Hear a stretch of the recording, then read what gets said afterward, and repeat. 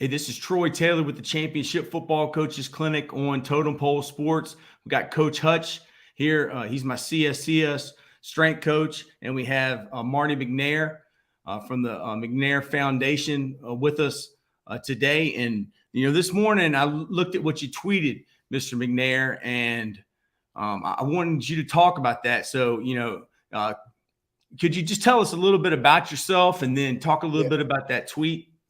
Yeah, so thanks for having me. I'm Yes, Marty sir. McNair, the founder and father of Jordan McNair. So a lot of people may have known our story. Jordan was a sophomore at the University of Maryland, 2018 football player, and Jordan had a heat stroke the very first day of practice, and as a sophomore, conditioning drills. They were running gases that day, and obviously he overheated really, really quick. And nobody really identified the signs of what was going on with him. And I usually tell people a lot of times that heat stroke just doesn't go from zero to heat stroke. It usually starts with heat exhaustion. And basically, if you ignore the signs or miss the signs and symptoms, it can escalate to heat stroke extremely quick.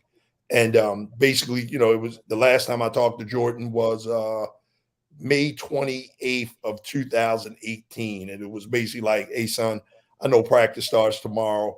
Have a good week and have a good day. Call me later in the week. It was just a typical conversation. And, Jordan, it was just like, okay, Dad, I'll talk to you. I feel pretty good. And then we got a call the next day from University of Maryland campus police officer. It was basically saying that it's been an incident on the field. Jordan had a seizure.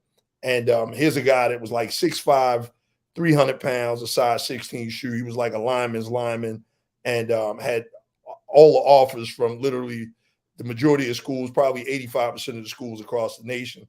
And at that particular time, I didn't know anything about a heat stroke. I'm using heat stroke very loosely. And basically what a heat stroke is when your core body temperature goes above 104 degrees.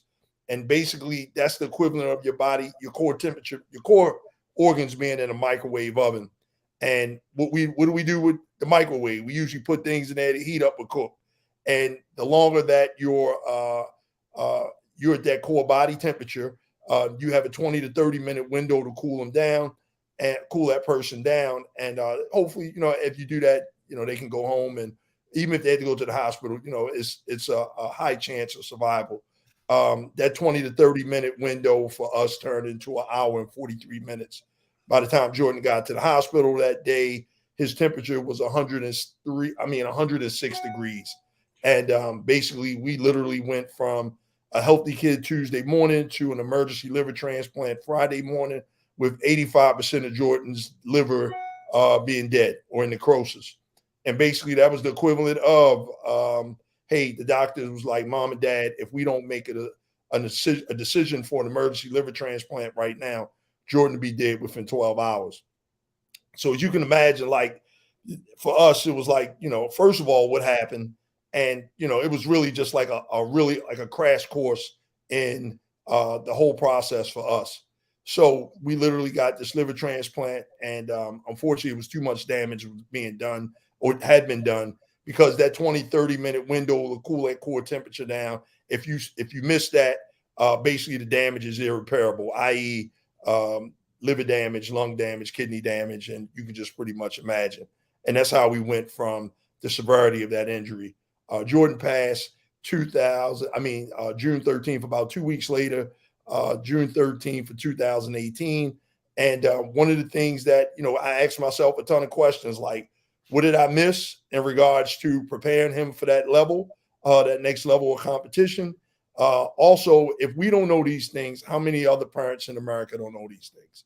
And this is prior to me having any type of statistics or anything like that. I didn't know how many kids had died prior to Jordan at the collegiate level, at the high school level, at the AU level.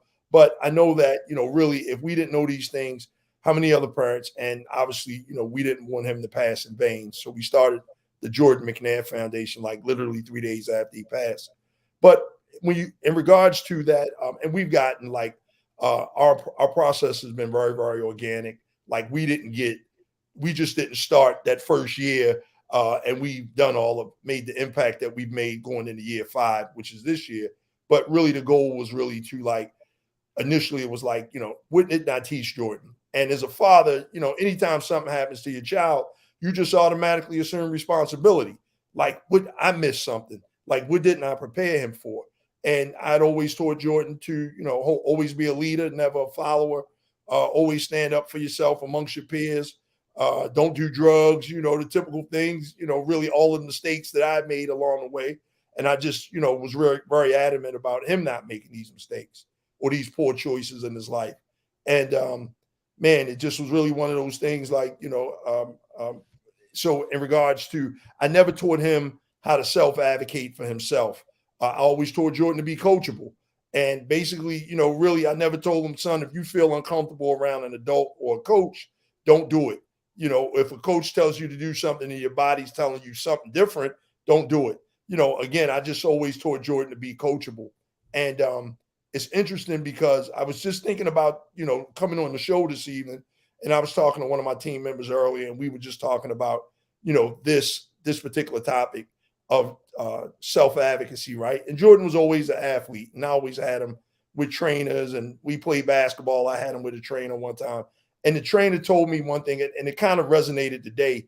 He said, man, I really like Jordan, man. I like working with him, but he never complains. He doesn't, he does everything you ask him to do. And I never even realized in hindsight what I was creating.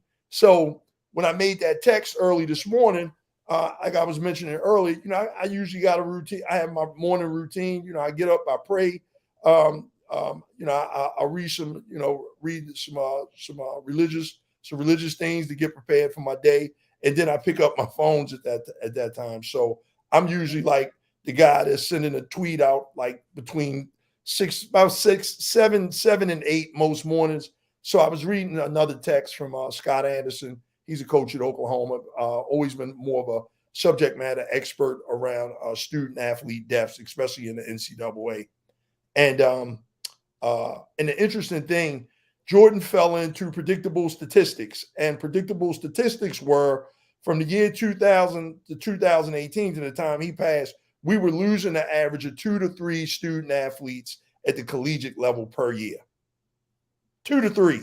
And he just fell in, like we were going to constantly keep losing a student athlete, especially a lineman. And I've just learned so much about this process. But back to what I was saying when I sent that tweet out this morning, it was a coach that got suspended because he had some student athletes doing all these push-ups, and they may have did 300 plus push-ups in less than an hour. And obviously, rhabdo kicked in. A couple of them had to go to the hospital. And it just wasn't a good situation. So obviously parents are in an uproar, and obviously they, suspended the coach. And one of the things that I realized was like, it just kind of, once again, like resonated with me, because as our foundation, what our foundation focuses on, we focus on parent education, coaches education, and student athlete safety education. And one of the things as parents is, what I missed was I asked the same questions that everybody else usually asks. When it comes to parents only ask 2 questions. Can they play, and why aren't they playing? We don't think that. We don't know to ask anything else. And I had to learn the hard way, because it was like when Jordan was being recruited by University of Maryland, I remember a couple of days prior to signing day, the coaches were at over Jordan's house, and we all sitting at the kitchen table. And the only 2 questions I asked was, can he get some playing time? And the second question I asked was, what was your stance around mental health and substance abuse support? Just because I know student athletes deal with that. That was it. I didn't think to ask in the event of anything happening to my son, what systems do you all have in place? Do you have an emergency action plan? Do you have a medical plan? If he can't play football again, what are you all going to do? I didn't think of any of that, because I just kind of assumed like, hey, here's a Big Ten school. You don't see the worst in situations, right? Like, I'm the guy now that like I play everything out like to the 10th power, to the worst case scenario. And then, again, and that's just how I've always kind of, since this happened, like, because I don't want to miss anything. Like, okay, the worst thing could happen is this. How do we prevent that from happening? So one of the things I was looking at this morning when I sent that tweet was, as parents, we have to prepare our student athletes better, because we can't put our children in another adult's care, assuming that they're going to make the best decision for our child. And obviously, in this particular scenario this morning, that wasn't the case. So one of the things that we emphasize in our parent education is not only the right questions to ask coaches, schools, any organization that your child plays for, no matter what sport or what level it is, from AAU to the collegiate level. But again, we need to plant the seeds of self-advocacy early on. Same way, we teach our kids to, hey, you know what? We should be teaching them financial literacy at an early age. We should be teaching them all these things. Everything I taught Jordan in regards to stand up for yourself, fight, be tough, suck it up. But again, at the end of the day, I think, planting the seeds of self-advocacy is crucial, because you have to give your student athlete, armor your student athlete with good decision-making and common sense.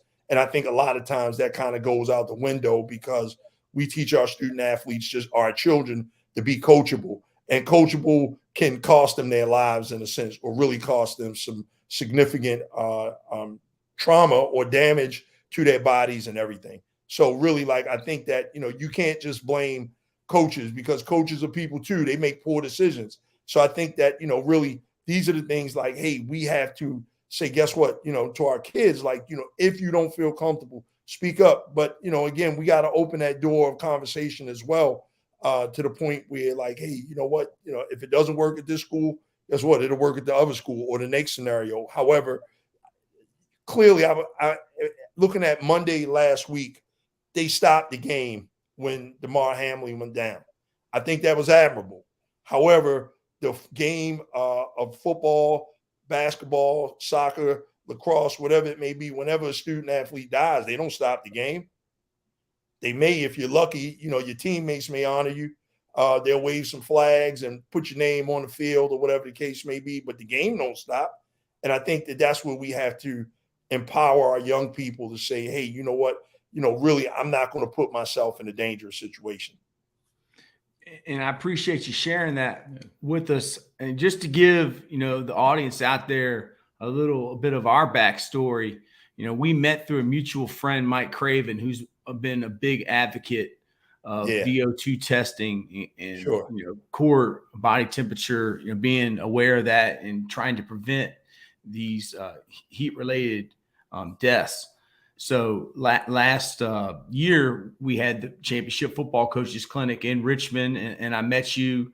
And I just wanted as many coaches as possible to be able to learn about the different scenarios and how to prevent this from ever happening again. So, as you said, which way is it more possible to prevent this ever happening again? Is it to educate coaches or to educate parents? So I think if we educate parents, we're casting a larger net almost, because there's more parents than there are coaches. But if we can get the coaches and the parents, I never really thought about what you said about the parents. Hey man, let me tell you, Coach. So, and even shouting out to Mike Craven, I need to call Mike, but as Mike, I don't know if you ever sat in any of Mike's VO2 testing. I never training. said no. Yeah. Oh man, let me tell you, they can be somewhat arduous, but I guarantee you'll walk away with something. And the thing is, and I'm not a VO2 expert, I can never explain it right, but just imagine when your physical output, body-wise, your carbon monoxide your output is whatever, surpassed something. No matter how hard a coach yells, no matter how hard a coach screams, when you're physically tapped out, you're tapped out. Mm-hmm. It's no more you can do. It's not about toughness at that point. Right. I saw Jason Brown. He's some type of guru. This coach JB, tweeted something out that how soft we have become as a nation. About that same situation you tweeted about, and it's kind of offensive. That a coach, or he calls himself a coach, would tweet that out. It was very upsetting. The interesting thing, man, one of the hardest things, or more challenging things in our space of advocacy is changing the mindset. And man, really, and the thing is, what worked 20, 30 years ago don't work now. It just doesn't, and just due to, I don't know how old you guys are, but, even when, when you look at acclimation, right? So let's just say, for instance, the day that Jordan went down, right? You can't run gases Troy, you sent me something, Troy, that was very, very disheartening. And again, that's a prime example of that. What were they running? Up 20, and down? 110 gassers. I mean, on the first Come day of on, practice man. at a youth level. And those guys was 12 to 14 on the very first day of practice. Absolutely, just the So worst thing you can don't, do for you that know, age. man, that's insane. But again, you still have some coaches that, make those poor decisions. And the interesting thing, man, like, really, until let me tell you, like, I was always like a thorough subject matter expert, right? I could tell you how this looked on paper, and it should be 104, and you should do this, or you should do that. And one of the things, like, really our whole scenario change, or our whole output or information source change when we do a lot of work with the Corey Stringer Institute, and they're like the subject matter experts in this, so we rely on them for a lot of information. We did a road race. We volunteered, my team, we went up and volunteered in Massachusetts. It was a humid day, 8K race, 10,000 people. And literally, like, we were at the finish line first aid tent. And man, I'm going to tell you, like, literally 50 plus people came in with heat stroke. These were elite athletes. Wow. It didn't have anything to do with them not being hydrated. It didn't have anything to do with them being in poor shape. These were people that were running 8Ks in 30 minutes, less than 30 minutes. So again, that repeat sprint, anybody is susceptible to a heat-related injury. Anybody, any sport. If you're outside and you're running repeat sprints over and over and over again, your body, the best of us, can overheat. And some of us can be in the zone and we can do too much too quick. And obviously, it can turn, tragic. Or the interesting thing is, I tell some people just from my medical advisory board, members, I got a lot of doctors on our team that, know this craft very well, or subject matter experts. And a lot of times, as one of them used to say all the time, heat-related injuries aren't bad, right? That's the reality of sports. However, when they're mismanaged, that's when they become bad. So if you're not prepared to deal with them, you don't have the proper safety equipment in place, you don't know how to identify the signs and symptoms of a heat stroke, of heat-related injury, or heat exhaustion, it is going to turn to heat stroke really, really quick. And then, but again, the more educated that everybody is. So like you just mentioned, where can we make the biggest impact with training? Amen. Who? Technically everybody, Troy, because this is the thing. Parents have to start early, right? And they have to implement or plant these seeds of self-advocacy. Coaches need to be educated. So parent education looks totally different, because they need to be asking the questions. They need to be identifying the signs on the field. Like, man, I used to take Jordan to every combine, clinic, sports camp across the nation. And in hindsight, when I thought about it, like, all I ever did was sit in the stands and watch him participate. No, I don't know if there was ever a first aid tent on the field. And these were like brand name clinics, Nikes and Under Armours, Adidas, stuff like that. Not saying that they didn't. However, there was no parent education to say, hey, we got this in place in the event of. So all you ever did was sit in the stands and watch your children. Now, for us, when we started doing our sports clinics, we do one every year. And we do our own every year, and then we do other people's educational sessions. But man, what we started doing was there's no reason that anytime you have that many parents in the room or in the stadium, parents go one way, kids go another. Kids are there to have fun. Parents should be educated, because again, like, we'll look at all these players and we'll look at, oh, this is such and such as NFL professional camp. And, again, you look out, they ain't even got nothing in place in the event that something happens to your kid. So again, the more educated parents are, the more educated or the safer student athletes will be. The more educated coaches are, the safer student athletes will be. Guess what? The more educated student athletes are, the safer they will be. Because the main thing is this, man, really, like, for us, we educate parents, we educate coaches, but you can ask kids, student athletes. We were at a school last summer, and man, every time we would see a first aid tent out on the field, because in the state of Maryland, we had just gotten a law passed called House Bill 836 that went in effect July 1st. And basically what that does, that mandates that every public middle school and high school in the state of Maryland has to have all the proper safety equipment within 3 to 5 minutes reach. They have to practice. It's mandated that they practice their emergency action plans at the beginning of every spring season, at the beginning of every fall season. So, as us doing what we do, every time we see an emergency, a first aid tent with the AD machine, a wet bulb globe thermometer, a cold water tub, all of their first aid life-saving equipment, we would always highlight it. And here's an example of student athletes. So with some kids out there practicing lacrosse, doing some stuff. And, one of the kids basically knew, I asked him, he was maybe a senior. I said, hey, the benefit of the first aid tent? He was like, yeah, I feel safer when I see it out here because I know in the event of I'm protected. Then you walk 20 feet en route, an opposite direction of the field. You got your field hockey student athletes coming on the field. You ask them the same question. They don't even know what the first aid tent is there for.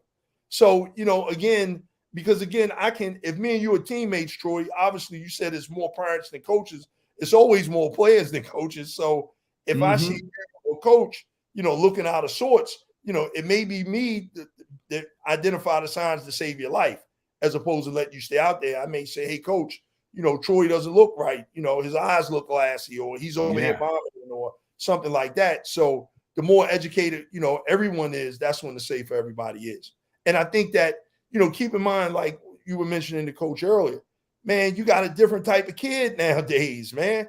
You have a smarter athlete now. You have a more educated athlete now. You have a tech savvy athlete now. Now, guess what? Kids can go right on you. If you're running the drill, how many of us go to YouTube? YouTube teaches me everything. And again, like now where you almost have to partner, not almost, you as a coach to be, as we always say at the foundation, at the Jordan McNair Foundation, culture eats strategy for breakfast. So if you don't have kids buying into the culture of emotional safety, physical safety, mental safety, your overall well-being, that we genuinely care about you, they ain't gonna buy into anything that you're doing.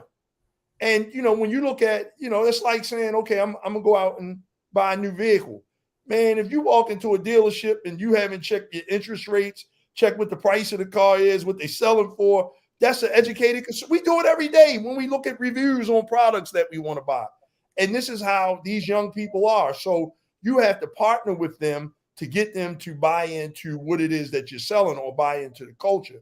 Now, they may not get their way every time. However, you can't sit there and squash their voice like, hey, you don't know anything, I know everything, and you do what I tell you to do. And a lot of times that's just not going to fly. So again, the more that you empower or partner with them, again, and encourage that partnership to say, hey, you know what? Because I think I heard one coach say, since this has been our journey, a couple summers ago, and he was talking about his freshmen, and he said, man, I don't run my freshmen that hard because I don't know them. I don't know what they're capable of. And I'm like, that made sense, because again, from a coach's perspective, you got to realize I don't want a kid coming in here as a liability and I don't know what he can do, or he or she can do. I may think I know, but let me get these kids acclimated. And like for us, Troy, the generation that didn't have video games and all of the generation of us that played outside constantly until our parents called us in, we were already acclimated because we stayed out in the heat.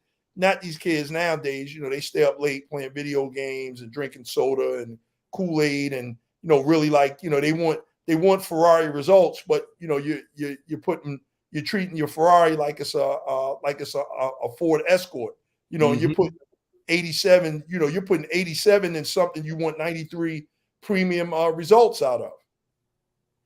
So, that's the whole buy-in. Like, it's so many things that play right now where with young people that, you look at social media and obviously everybody is smarter than mom and dad. Everybody's smarter than coach and them. But again, like, you really got to kind of almost like be smart enough to say, hey, you know what, like, really, I need your partnership out of this. And the interesting thing is, you're only going to get out of it what you put into it, but you kind of got to have that and not assume that's the case. Yeah, and it being a great point, like we just started our winter workouts last week, and I've just been really preaching to everybody about just the importance of a whole balanced nutrition, not staying up late and eating all this junk food like you mentioned. And even when we're doing our conditioning and our strength coaching, I talk to them a lot about the reasons why we're doing it. It's not just about getting bigger and stronger. It really is, in terms of the weight room, it's injury prevention. And then when we go out and do our conditioning, I remember the first day when I got here, we were doing like a 6-to-1 ratio. And some of the older kids, when they got up to the line, they're kind of waiting, like, when is he going to blow the whistle? When's he going to go? I'm like, guys, I'm staring at the clock because I'm trying to make sure that, just like we mentioned earlier about the VO2 max, like, we're back to a position where, you're back ready to run. You're not putting yourself in a danger zone, and everything is paced out to be, to improve, but not to overexert and put anybody in position. But honestly, the biggest thing I've gotten just from hearing you is, like, we really do. And I think all coaches need to reach out to the parents, and that parent education is the biggest thing, because, I'm a specialist in what I do, coach specialist in what he does. Parents have so many different things on their plate that they're trying to do. You might have other kids and jobs and things like that you're trying to balance everything, but just being taught the stuff about understanding the signs and symptoms of heat exhaustion, heat stroke, and how it progresses, what to do when you recognize those signs. And we're blessed that we have an athletic trainer that really looks after everything. We talk to her before every practice, after every practice. She's the one. We have built-in water breaks, but we also have, if kid says they need to go get water, take a break, like, we're not going to say no. We're going to let them cool off for a bit, especially in the hot summer months. So what would you suggest, Mr. McNair? Like, what should parents know? What could coaches tell parents or tell kids, about, I always tell a kid, man, like, I tell my students, there's good teachers and there's bad teachers. There's good kids and bad kids. So, like, you look on the news all the time and you see a teacher who's been arrested for this or arrested for that. So if a coach or a teacher does something, then, hey, they could be one of those bad people in the world. So it's a good point that you make. So what could coaches tell parents to help prevent this from ever happening again? So the thing is, I don't know if prevention, I like the word prevention. However, I like mitigation better, right? And basically, when you look at mitigation and you look at, hedging your bet, I'm sorry, I don't want to use the term hedging, but when you look at mitigation, what we're doing is we're cutting down on the risk. So basically, parents have to be accountable as well. So, like, say for instance, and I'm gonna go into a slide real quick. But Coach, let me go back to what you just said, Coach. So basically, when you look at and by no means, I'm coming from a parent and an advocate and a subject matter expert on in this space. By no means, I would never tell a coach how to coach, right? Never, ever. However, I can give you some information where I can give you some coaching information on player safety where, like you just said, your student athletes should be safe in the long run. So again, I can give you that information. So I would never sit here and try to be like, oh, I'm the coach. No, never, ever, right? I don't even understand the game of football that well. I learned a lot from Jordan, but I just don't. But one thing, there always has to be a common sense factor in place. And common sense meaning, if you have somebody and it's the first day of practice, right? And guess what? If you got somebody that's saying, and luckily you got some ATs, right? And this is, I was telling Coach Troy earlier, you have 21,000 high schools in the United States, and they fall into two buckets: who has resources versus who doesn't have resources, right? Yeah. Meaning, who has athletic trainers versus who doesn't have athletic trainers. So when you look at like some schools that don't have the resources, right? And basically you could have a school police officer. I was at a school this summer and in Baltimore City, and the school resource officer was the football coach. So you already see they were limited in regards to their resources. They didn't have a medical professional on the field at every practice. I don't know. I can't speak for games, but I know these injuries always happen in practices, right? So you have to always, in the event of you don't have that that athletic trainer that could be weighing people in, that's, taking urine samples and all the things they do, in preparation. Sometimes you just got to use common sense, man. And, you got to have, I think common sense will always win, because you can walk by and look at a kid and be like, man, you ain't ready.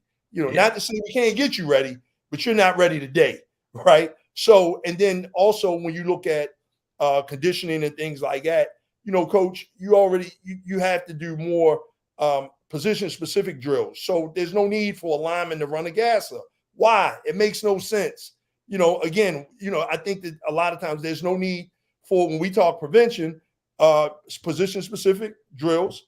And then also when you talk prevention is I'm not doing punishment drills. More kids have died doing punishment drills. Why? You can't sit there and blame the whole team for something that one person did. That makes no sense. That's always a recipe for disaster. And it always turns out tragic, unfortunately, because, you know, let me ask you, I would ask either of you this. I can't make a kid do something that I can't, I don't want to make a kid run, you know, you guys are going to run for 30 minutes straight when I can't run for 30 minutes straight. I've never seen a coach that can run, you know, you're asking kids to do these things or bear crawl or this or that. And I just think that, you know, really those are unrealistic things. That's prevention. So a lot of times, you know, mitigation looks like I have the right safety equipment in place. We have the right emergency action plan. We're practicing the emergency action plan. That's mitigation. Prevention is we're not doing punishment drills. We're doing position-specific drills. So you got all your bigs over here working on that stuff. You got all your special teams or your other linemen, your other positions on the field. If they're runners, you usually have them running longer distances. You can't cookie cut everybody in the same pot because, again, you know, that's when things turn tragic. You can't expect a 300-pound kid to run the same thing that you got a wideout running that may be 100 pounds or half this person's weight. So that's what prevention really looks like. Now, mitigation is, okay, we're going to be ready when these types of things happen. So let me go to, hey, Coach, I'm going to share my screen. Yes, sir. All right, cool.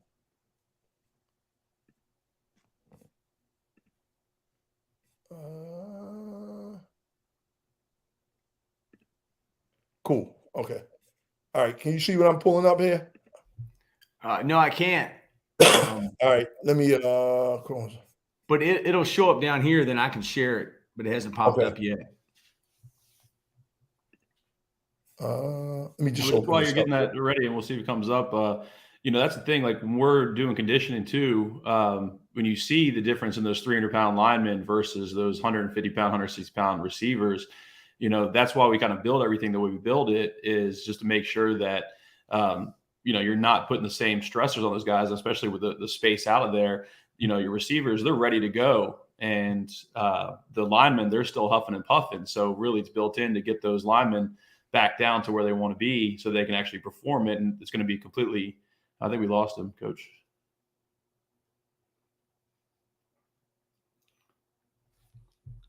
He'll come back. Yeah.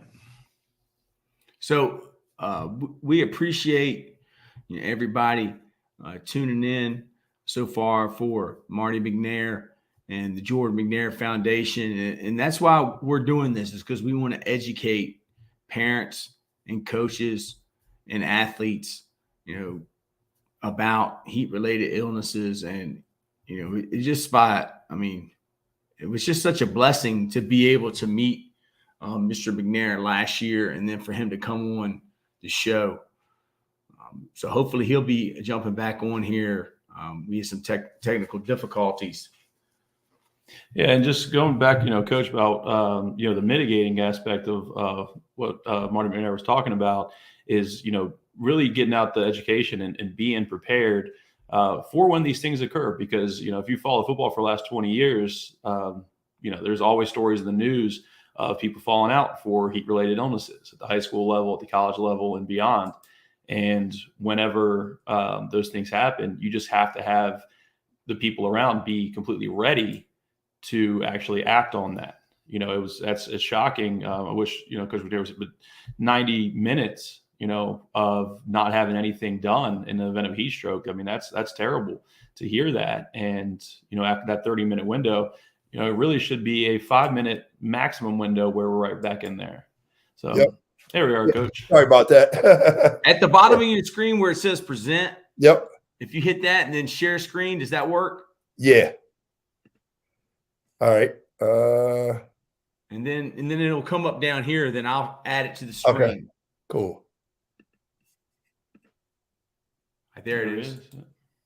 All right, cool. So, all right.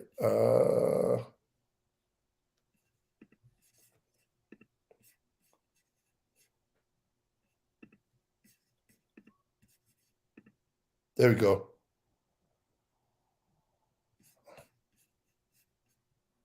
And this is your website here? Mr. Yeah, no. McNair? So actually, this is what I wanted to show you right here. So you can see Yes, this, right?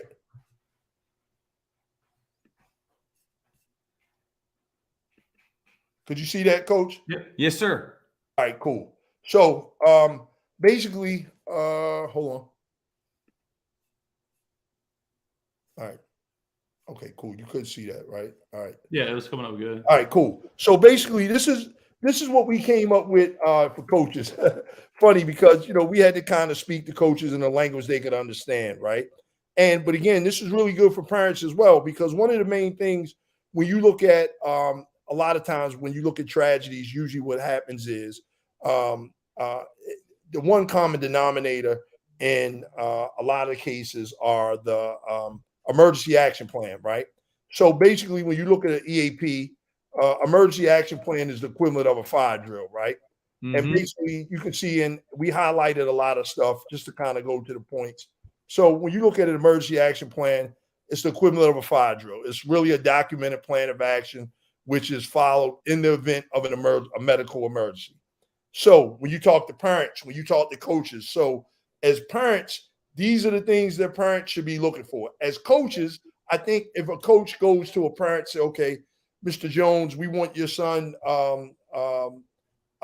Jonathan, to play with us. However, here's our emergency action plan, right? And when you look at an emergency action plan, you look at who's responsible for calling 911.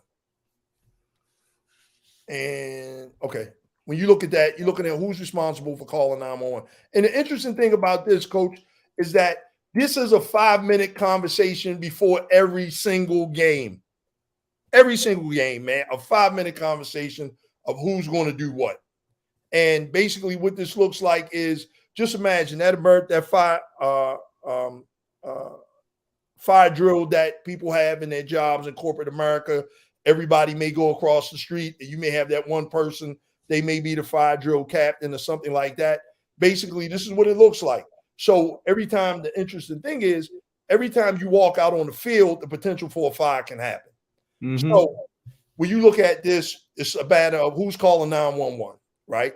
Who's going to call 911? And the interesting thing, when you call 911, you just can't say, hey, a kid fell down on the ground, right? Because what happens is, usually what they do is EMTs or the first responders usually send out what they call an EMTB, right?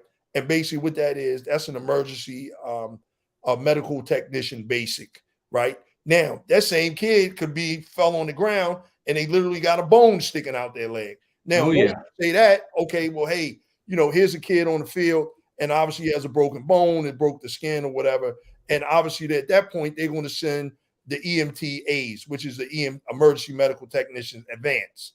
So those may be the ones, because if B gets there and now B got to wait for A to get there and then they transport the kid. So a lot of times if you make the right phone call and the description of the incident, you'll get a faster response by the right medical, emergency medical team in a sense. So 911, who's going to call 911? All right, informing players and coaches of emergency equipment. So when you look at equipment, right? Let's look at equipment. You look at your AED machine for cardiac arrest, your cold water tub, who has the first aid kit. But the interesting thing is you gotta always know what these things are. And they literally should be within 3 to 5 minutes reach of every single time. They got to be in 3 to 5 minutes reach for a better outcome. Designating who will be responsible for guiding the emergency personnel into the venue. Most of the time, we're talking about football, the football field. We already know it's some type of gate to the field.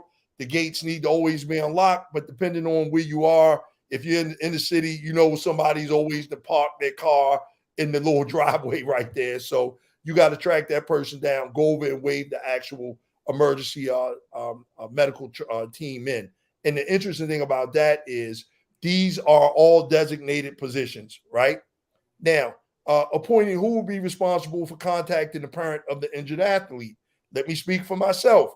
At the end of the day, I wasn't expecting the University of Maryland campus police officer to call me.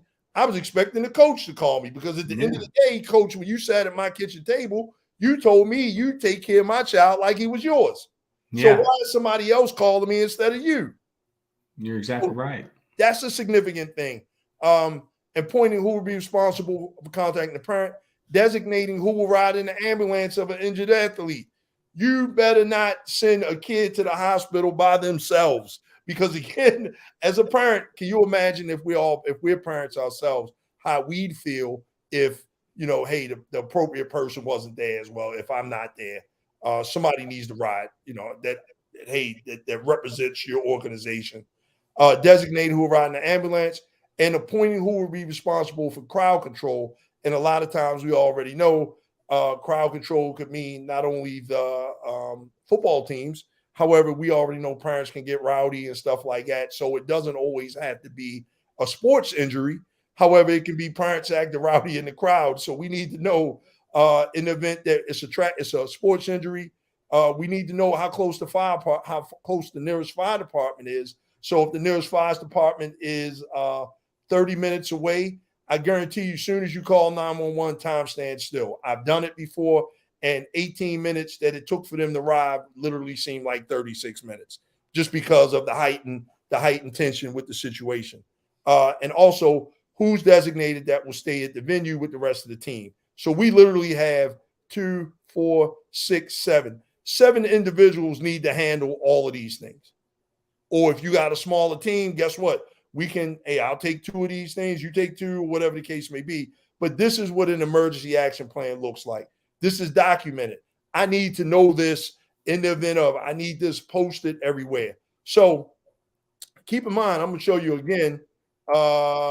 Everybody saw Monday night last week, and if you didn't see the game, obviously you saw the highlights the next day. When you looked at Damar Hamlin, it was a well-executed emergency action plan that saved Damar Hamlin's life. And guess what? America probably didn't even have a clue on what they were looking at in regards to that response time.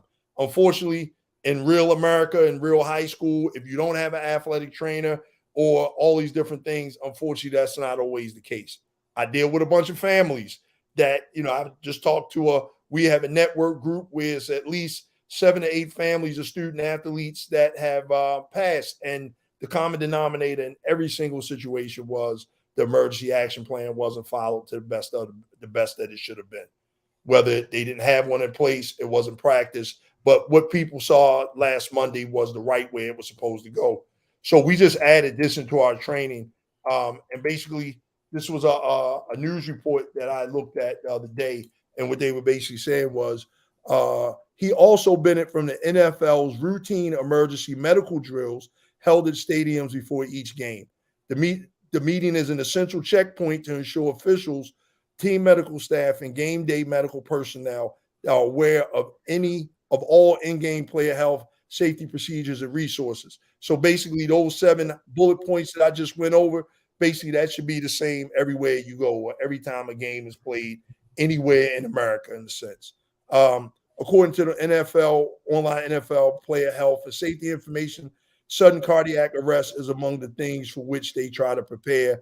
It is the leading medical cause of deaths. And a lot of times your 4 main culprits, when you look at, I think I'm done on this one. Yeah. So like, it just makes me think, I mean, it's a state law in Virginia. You're in Maryland. We live in Virginia. Yep. It's a state law in Virginia that we have to practice, tornado drills, fire drills, school shooter drills, earthquake drills. Yeah. It seems like it should be a state law that these emergency action plans should be drilled. And I mean, you had the law passed in Maryland where every school has to have the necessary equipment.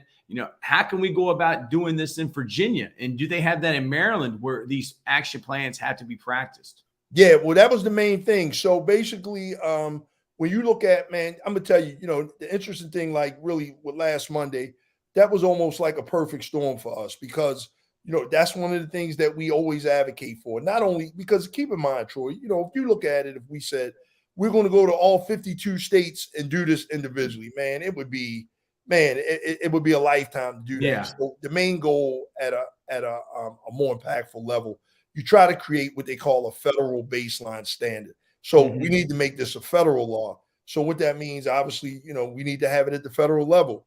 And basically, when you look at a baseline standard, that same law that we got passed in Maryland, that's an excellent template. And basically what you want that done. And it's simplistic because here again, we talking about what I just mentioned was these things should be practiced before every game. It's just a 5-minute conversation. Coach, you got this, you got this, you got this, you got this, you got this. We can't, I've seen people freeze up like, okay, kids on the ground screaming bloody murder. Everybody just literally froze. And this was it was an AU organization that we sponsored. And basically it was like, you guys don't practice your emergency action plan. Again, the kids on the ground screaming, everybody's freezing up. And luckily I happened to be on the field because I started calling out a couple things like, okay, did somebody call 911? All right, let's get that car away from the gate so we can let the EMTs in. Did somebody call it? Is his parents here? Somebody call his parents. Let's do this. Let's do that. So again, but it has to be practiced because you may not have somebody on the field that can take control all the time. So the more practice that we are with it, and when we talk about practice, right, sometimes, your 4 main culprits when you look at student athlete tragedies, it's called the 4 H's: heart, head, hemoglobin, and heat, right? So obviously cardiac arrest is like your main culprit. Then you got heat stroke. Then you got concussions. Then you have what they call hemoglobin, which is blood. So basically prevention around that space is a lot of times depending on the community. I don't like to say only African Americans can have sickle cell because anybody can have sickle cell. It's not a race related disease. All kids are tested for sickle cell. So, but again, keep in mind, you need to know all that. And this goes to the parents. Don't let your child walk on the field without them, without whatever their pre-existing condition is, without exposing it, or making coaches aware of that. Yeah. Coaches, don't let a kid walk on your field without knowing it. I need to know if this kid has asthma, if this kid has sickle cell, if this kid, because when you think about it, it becomes a liability because now that's like saying, hey, you know what, Troy, I need you to take care of my dog, right?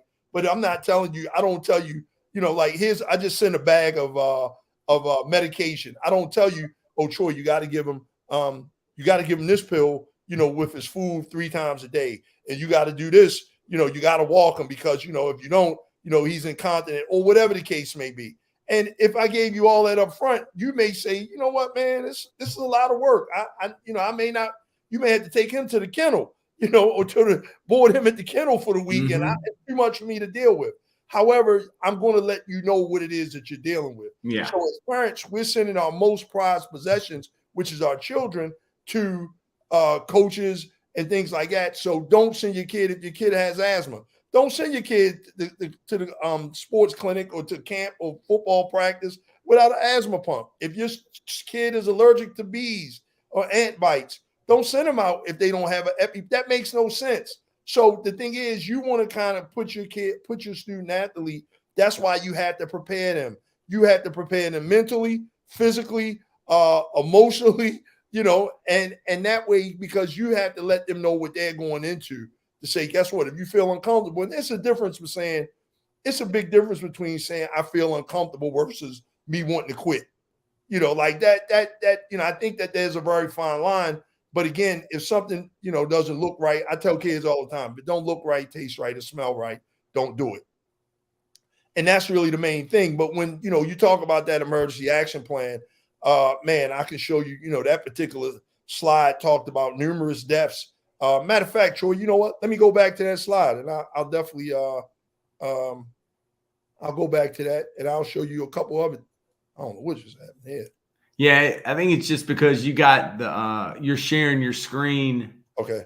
That the podcast is, right, cool. but to go back to the Damar Hamlin, I mean, when that situation occurred, and I watched the replay and I saw him get up and then he fell out. As a football coach, usually we think it's a head or neck injury. So I was thinking it was like the Tua situation where Tua got knocked out. But then my girlfriend, who's a nurse, She said they're doing CPR on him. And I was like, well, how do you know? She knew because she's a nurse, but because how long it was and, you know, the way that the players, you know, got around DeMar. So I know now that I am going to be so aware that, hey, it might not just be a head or neck injury. Exactly. It could be, you know, cardiac arrest. And, you know, most of the times, you know, the prime time, and it happens every year, even in Virginia,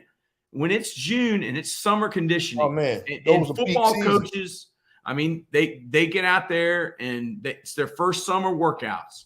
And, man, that is just like, I wish we could just like send out a message to all coaches in America, like, man, don't do it. We don't want to do anything to hurt a kid.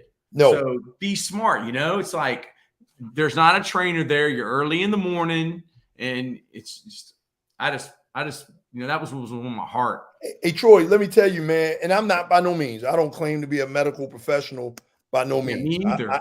I surround myself with them, though, and I just kind of, you know, repeat a lot of information that they give. So when you said, now look at Damar Hamlin, luckily, you know, big props to the athletic trainer that, you know, the Bills athletic trainer, right? And he was right on his job, because a lot of times, man, when you look at the NFL, you look at collegiate sports, depending on the level of college football, you know, you got spotters, right? And the same way you got your offensive coordinator he's up high looking down on the field. You basically have spotters as well, right? And these are like athletic trainers, and the spotters basically can see if a person took a hit or something like that. So prime example, look at I can never get the two brothers. Tua. You know, Talia is at Maryland, his brother, right, at Miami. Yeah, Tua. Right. And the interesting thing, man, is this is where common sense comes in at, because like I told you, we did a race over the summer, and everybody came in that tent with a core temperature above 104 degrees. You know what they said? I'm okay. What did Tua say? You're not okay. You wouldn't be in the tent if you were okay. That first time he took the hit. Now, obviously, when he stumbled, that was the indicator right there, right? And then the second time he took the hit, his fingers kind of did that weird thing. That was the other indicator, like, wait a minute, something's off here. You know what I mean? So when you look at those things, man, that's why you got to have the medical professionals on the field. That's their job, to catch those types of things, because they can, when Hamlin jumped right back up, that's just an athlete. You know, hey, I took a hit, bam, I'm jumping back up, and you know, and I'm not like I said, it's almost like muscle memory. Exactly. My girlfriend said that's his heart. She knew. It's just like a heart attack. Like, you know, it is a heart attack, cardiac arrest, but she knew because he got up and the way he fell.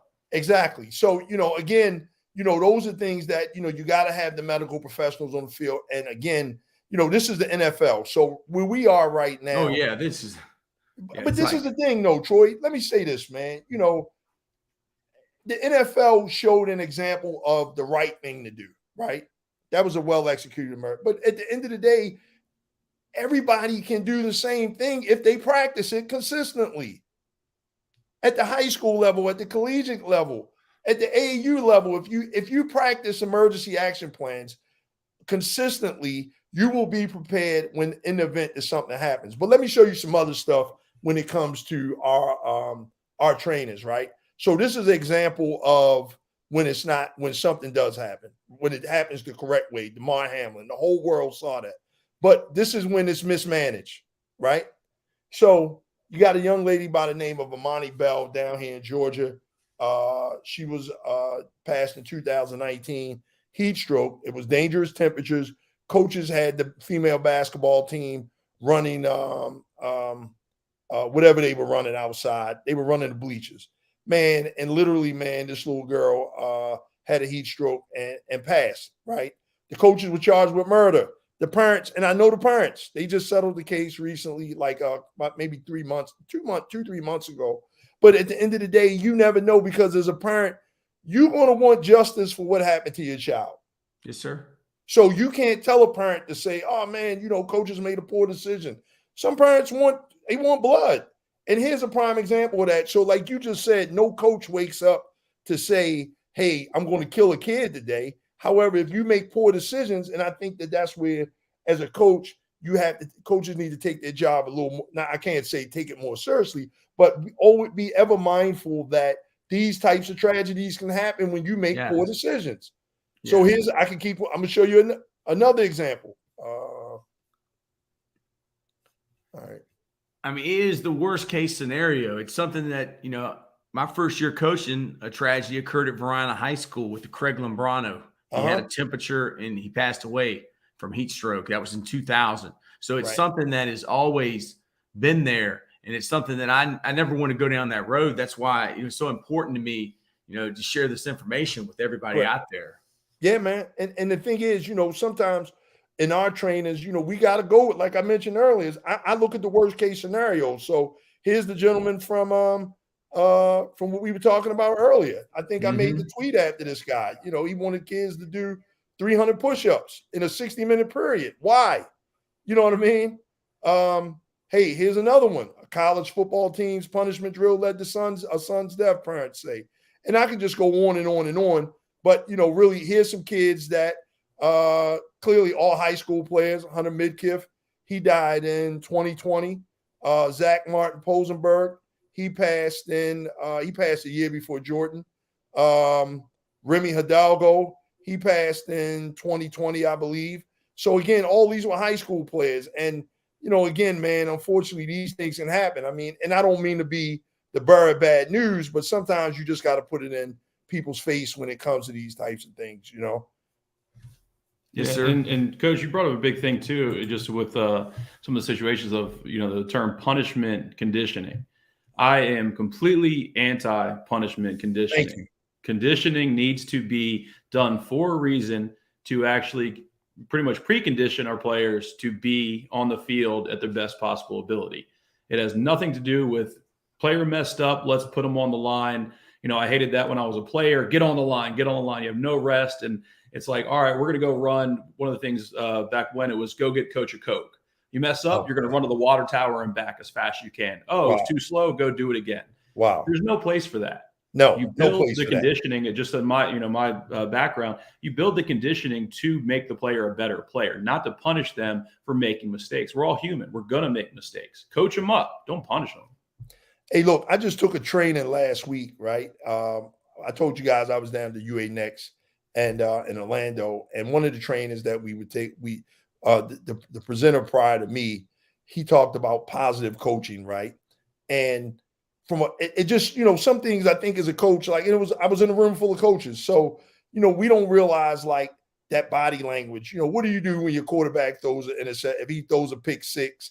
When he comes over, like, what's one of the things, like, with the trainer recommended, like, you give your guys like can you give them 3 to 5 positive affirmations, right? And we don't really think about that because we don't think to say, I remember I was saying in the class, like, I remember when my father was teaching me how to drive, right? So I'm a little older than you guys, so I learned how to drive on a stick shift. And I remember my mom had taught me, and everybody had stick shifts back then. So I remember my father had this VW Bug, right? And I remember we were at the park or something, and I went up on the curb, and basically he was like, "Oh man, don't worry about it. You ain't gonna be up here that long anyway." And that just always stuck with me when I was driving. But again, that was a positive affirmation where it wasn't like, "Hey, get off the curb." He didn't spaz out. He was like, "Man, that ain't no big deal." So when you look at student athletes, like you just said, Coach, everybody makes mistakes. Now, either you're going to coach a kid up and give them some positive affirmations, but even in that training, they have interviewed Draymond Green from the Golden State Warriors. And he was saying how, like, they were having a bad game or whatever. And every time somebody made a bad play, Steve Kerr was over there, doing all the dramatics, holding his head down. And this is an athlete at the top of the professional game, and they're still affected by coaches' poor body language and stuff like that. Guess what? If you throw a pick six and they didn't score, guess what? All we can do is get the ball back. The play is over with at that time. We ain't got the time to wrestle with that. We need to be focused on the next play or make sure that doesn't happen again. So again, you're right when it comes to that. And this is just something that I learned. Again, I'm not a coach, but one thing about me, I got common sense. And I definitely, my fatherhood, Jordan was my only son. So I had like really a lot of fatherhood advice. But again, you don't sit there and tell kids, oh man, we lost, or you guys the worst players in the world. It's like, man, look, you're trying to coach them up and give them some good information to go out there and win the next game. And that, that didn't already happen. What are we going to do about the next time? Or let's get our minds right for the next game. So I think as coaches are some really great guys, man, because you got to realize, like, you're playing father, you're playing brother, you're playing mentor, you're playing all these different things. But the most important thing, like you just said, keep kids safe. And at the end of the day, you and all of us know that if you keep kids safe all the way around the board, not just physically, but mentally, emotionally, because we're dealing with a different type of kid. And man, at the end of the day, if you have a well-rounded kid, your chances for success are always going to be higher because, you got a healthy kid all the way around the board. And you got a healthy kid, obviously they're going to want to play better. They're going to show more results and everything in that point. And the culture is, guess what? Coaching them care about me. And therefore, that's how we're going to do that. So I always think that if nothing else, your chances for success are always greater when you have those things working in alignment. Yeah, one thing that I've realized, as I've gotten older is, especially when I was a young coach, I realized that in the classroom or on the field, I could say things to players that would cause them to erupt, to cuss me out. Like even right now, I could make one of y'all probably cuss me out or hate me. And then I kind of take that same idea to coaching where, like, I've had kids that I've pushed too far and they've had to go to the hospital. They've had to be hooked up to IVs. They might not have been hydrated. So I know that I'm capable as a coach of putting a kid in the hospital, but I'm not willing to do that. So just, I guess as I've gotten more mature as a coach, I'm like there's a point where, okay, man, like, dude, if you keep going, like the kid's going to end up in the hospital, and I don't want to have to call anybody's folks that, I was responsible for that. So I don't know if that's something coaches can learn from, but yeah, if you're a coach, you can put a kid in the hospital. If you want to, you can run them until they're in the hospital. They'll be hooked up to IVs.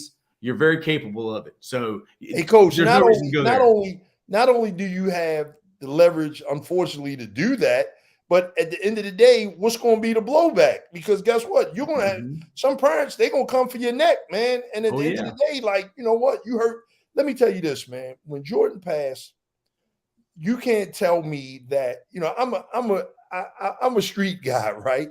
Yes, sir. For Baltimore City. And, Amen. I had a lot of those friends that were like, point whoever has something to do with it out. Like I had those types of friends. Yeah. There's a lot of, that's just the, where I grew up, and a lot of people, they love Jordan. That affected everybody. He was everybody's son, nephew, cousin, brother, grandson, the whole nine.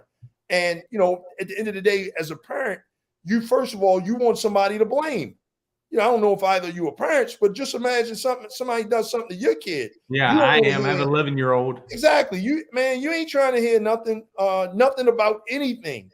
So again, like to show that emotional restraint for me was like one of the hardest things I had to do, because at the end of the day, it was like, I almost had to play like an emotional chess, because I really wanted to get to the bottom of it. And it was like, I knew we had a much, much bigger picture, because, man, guess what? If I had acted a fool early on, we definitely wouldn't be where we are now. And I never would have met you. I never would have met you. Right.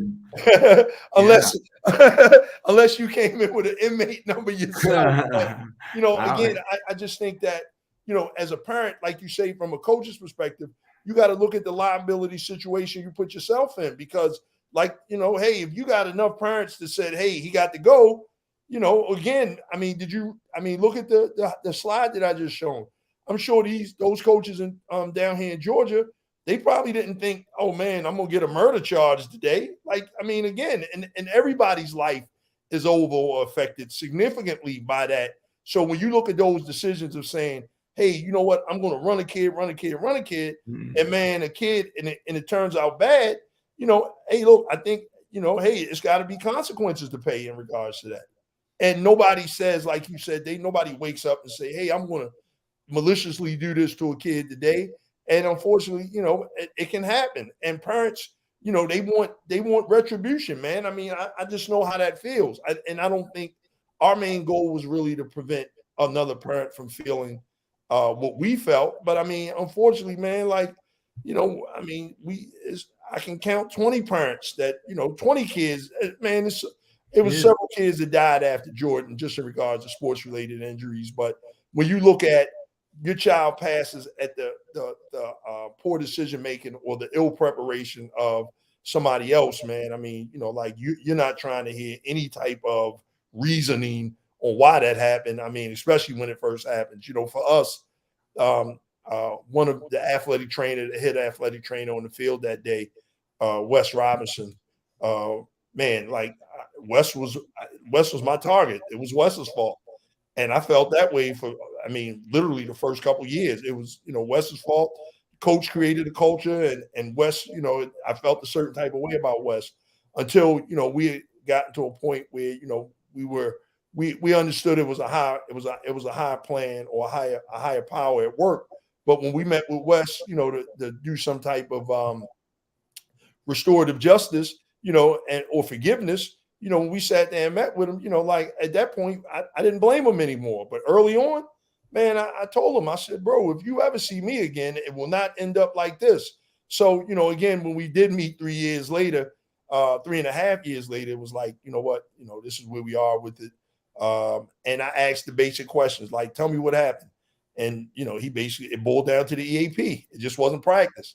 And it was one of those types of days that Murphy's Law was in full effect. Whatever could have went wrong did go wrong that day.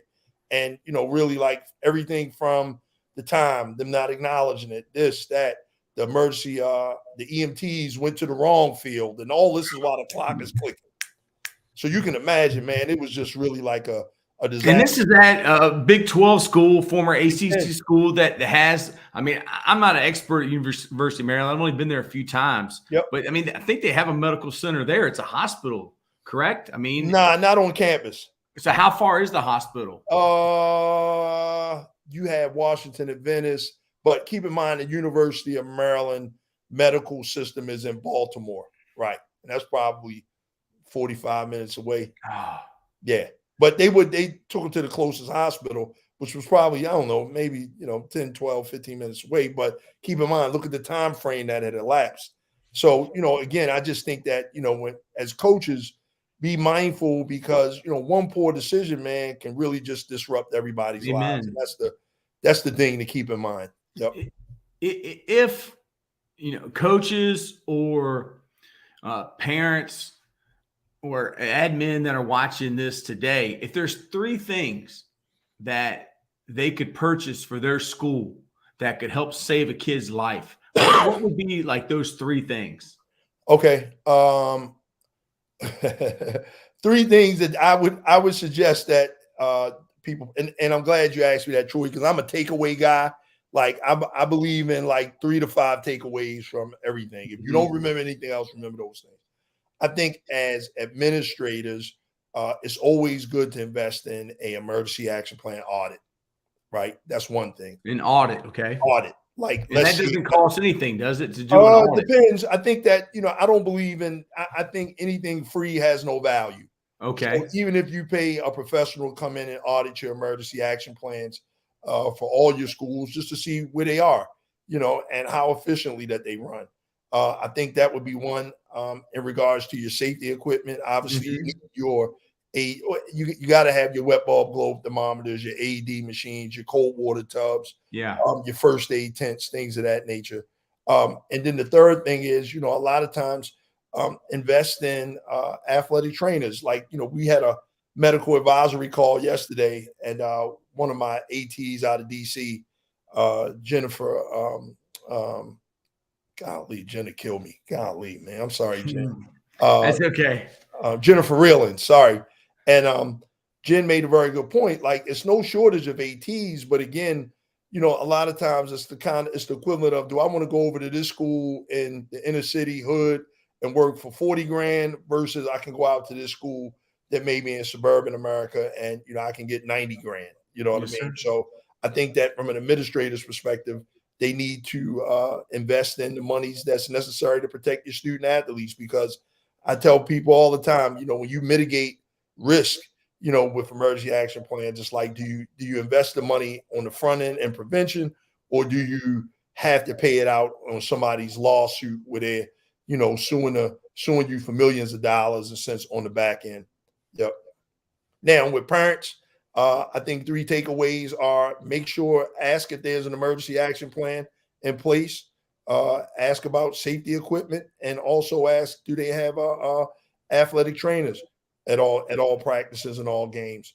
But again, I wouldn't my kid couldn't, if I had to do it all over again, my Jordan wouldn't have went to any school. You got to make an informed decision. You can't go to a school that doesn't have, if you can't answer those questions for me, it's nothing we can do.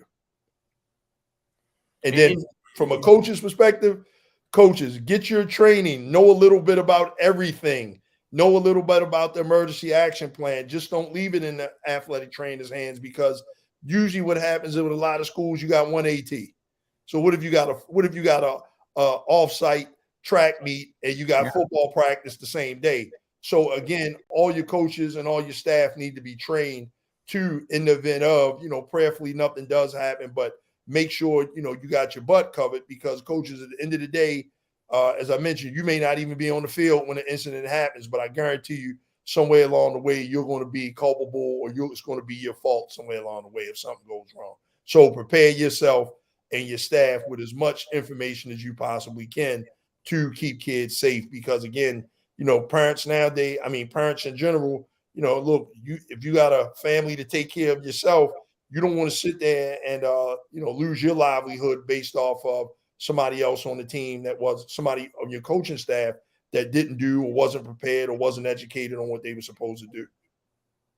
Yes, sir. Yeah, agreed. And just, we as high school coaches, we have, quote unquote modules that we have to complete before every single season.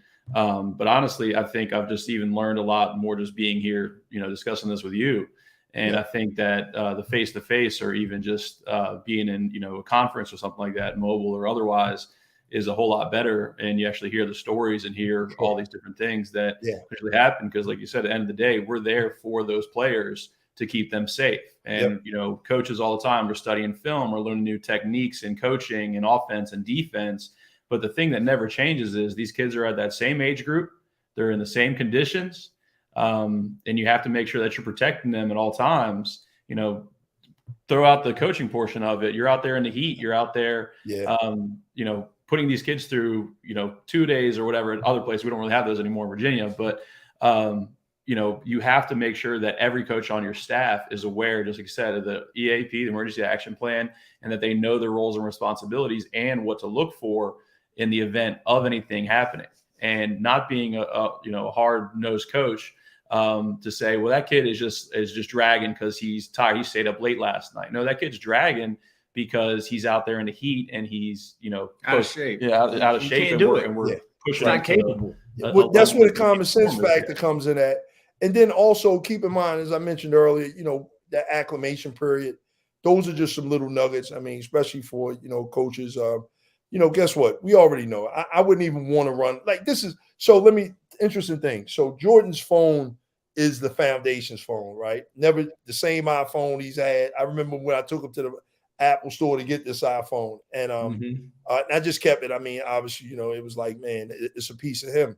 So the interesting thing is, when you look at, I was looking at his text message, because, of course you see a bunch of stuff in the mind of a 19-year-old, like, oh boy, like this is just what it is, and great kid, never gave us a problem. Like the worst 2 weeks of his 19 years was us, being in the hospital with him trying to fight for his life. He was just a really wonderful guy. But even as coaches, and again, everybody knew that we do this conditioning on the very first day of practice, because he had did it the year before. Right. And another thing, so when I asked Coach about, him getting a job or he getting some playing time, and he basically, Coach, they told me everybody that comes in condition can apply for a job. Right. So the main thing is, all you can do at this point is start running. This was in February before signing day. Make sure you run. So at the collegiate level, it looks a little bit different, because coaches don't have that mindset to say, oh, okay, and I can't really speak to this 100%, but they expect kids to be already conditioned, right? But keep in mind, even when you look at, the temperatures or the heats, when you look at humid days, it don't have to be 100-degree day. It could just be an 80-plus, very, very humid day, and the kid's not in shape. But you got to give kids that 10 to 14-day window to acclimate, right? And again, just have them doing walkthroughs, have them doing short sprints or whatever, but give them that 7 to 10 day or 10 to 14-day acclimation window. Yeah, will it hold up progress in practice? But I'd rather see a healthier kid in the long run where, guess what? That's just like, hey, you in the gym and, you're not saying, oh man, I'm coming out throwing, you as a strength conditioning coach, you're not throwing heavy weight initially. You work your way up to that. Again, I tell them all the time, I don't care what weight they're doing. I want exactly to do it right. Sometimes, man, look, I'm smart enough to know every time, I'm in the gym lifting, some days, I may lift heavier than others, but I know what's in my mind. Something says, okay, you can push it a little heavier, or you could go a couple more reps, or you could add a couple more weight. But, sometimes it's like, okay, let me just do what I can do today, and I'll be back tomorrow, So, again, it's just a matter of building that up or building those reps up or just getting your body acclimated or getting acclimated to the temperatures and everything. And that's really key because, again, when you try to do too much too quick, that's when things go bad most times. Definitely. Just very, enlightening. You're hitting the nail on the head with so many things that, as a strength coach, I've been working on this stuff for a long time and, going against the grain of what has been embedded in football for such a long time of gassers. And, in college, we did 110s, very first day. And you saw a dozen to 20 kids on a 100-plus man roster that were off on the side, either exhausted, injured, all sorts of different things. Yeah. And, I've never been a big believer in, when do you run a 110 in a football game unless you are a kick returner that's caught it at the, right at the back of the end zone. That's the only person, the only time. There's really no place in my mind for it. So just in terms of, just like you said, when you're going out there in the weight room, on the field, in practice, you're going to coach, like it's about doing the things the right way. And you're going to progress naturally. It might be slower than you want it to be, but you're going to be better for it than going in. I've seen people come in and they're like, I'm going to throw on 225 today. I'm like, I maxed you last year. It was 215. Like, right. What do you try? That was your max. And you're trying to just test this. No. Right. I'll bring them back down to earth. And And coach, like you just said, but that's a common sense call. I always tell people, like, I was on a podcast a couple weeks ago, and it was one of the guys was a student athlete, a former student athlete, but he was a athletic director for a high school in DC. And it was kind of like, those three things, what would you take away? And one of the things that I always said was, if nothing else, always use your moral compass. Guess what? Do the right thing, make the right decision based off, because if your moral compass is good, man, guess what? You'll never have a problem getting it. If it don't work here because you exercise the right thing to do, or you made the right decision based off your moral compass, you did the right thing, you're never going to have a problem getting a job anywhere else, because that's what you stand on in a sense. And like you just said, somebody has to have the common sense switch to be like, nah, you ain't ready. I can look at you. You look out of shape. We're going to get you in shape, but today you look out of shape. And when you talk about linemen, I remember when I always mention this when this comes up. I remember in the 2000 Super Bowl when the Ravens won, right?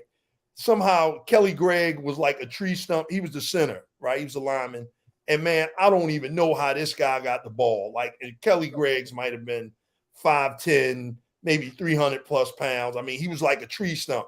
And Ray Lewis literally pushed him into the end zone. I don't even know how this guy ran those yards that he ran, but Ray Lewis was behind him the whole time.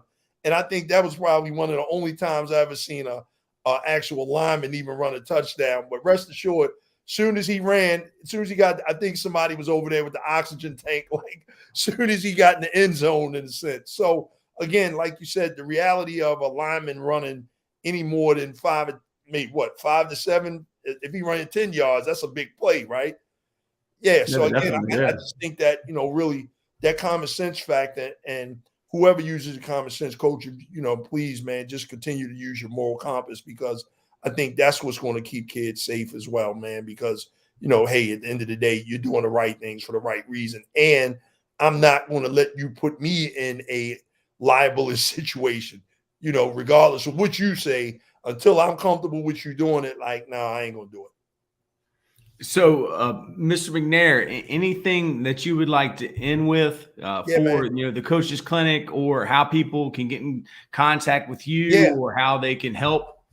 Yeah. So the big thing is, really, Troy, you mentioned something significant. The big thing now really is, I'm sure once your viewers look at this, legislation is key.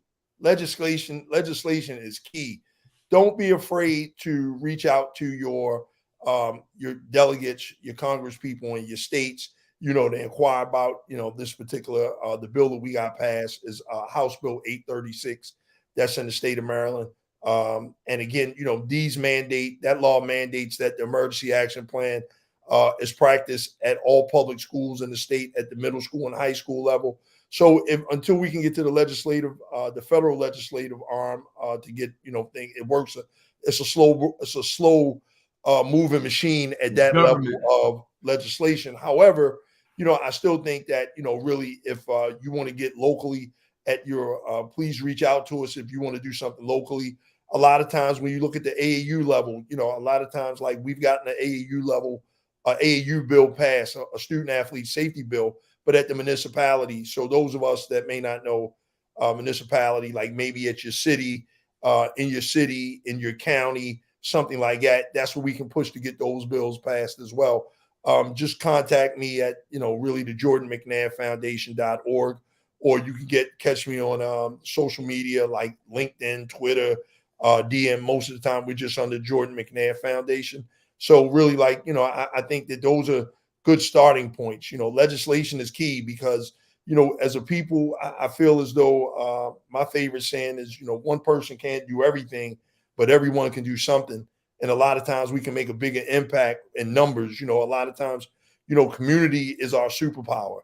And I think one thing, as regardless of whatever our social divides are, whether it's religion, politics, or whatever, different cultures, one thing that brings us all together is sports. And our student athletes, that's the one thing, the safety of our student athletes is the one thing that we all have in common.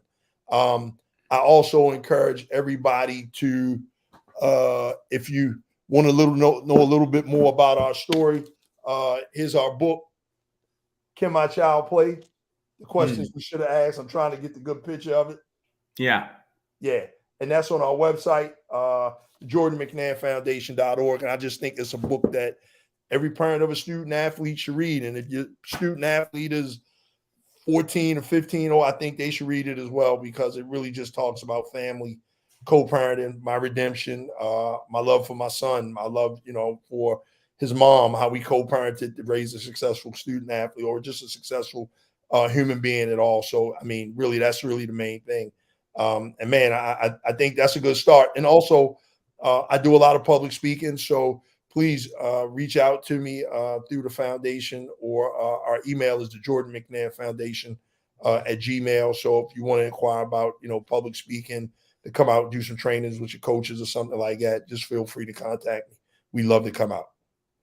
Yes, sir. Well, Mr. McNair, really thank you for being here. Man, thank you guys for having me, man, for sure. This was really enjoyable, for sure. Yeah, it's going to be incredible for people to watch and understand. And I hope they all reach out to you, for sure. Yeah, hey, Jordan McNair Foundation. Man, keep doing a wonderful job, man. And again, man, keep that, I'm confident you'll be all right, man, as long as you keep that moral compass and just, encourage your coaches on your staff and your teammates, man. Really, just common sense will always make a difference.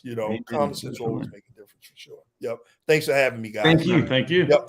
All right, man. Take care.